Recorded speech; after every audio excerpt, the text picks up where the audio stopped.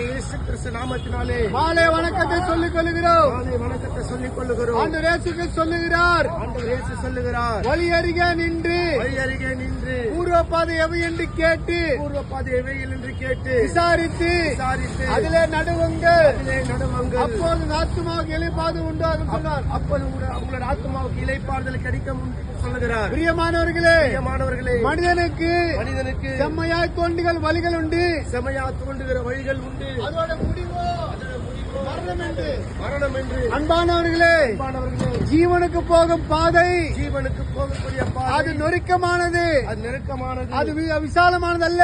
அது விசாலமானதல்ல. பிரியமானவர்களே, பாவத்துக்கு போற பாதை, பாவத்துக்கு போகிற பாதை அது விசாலமானது, அது விசாலமானது. அதோட முடிவோ மரணம் என்று. பிரியமானவர்களே, இயேசு சொல்லுகிறார், வருத்தப்பட்டு பாவபாரம் சுமக்கிறவர்களே எல்லோரிடத்திலே வாருங்கள், நான் உமக்கு இளைப்பாறுதல் சொல்லுகிறார்.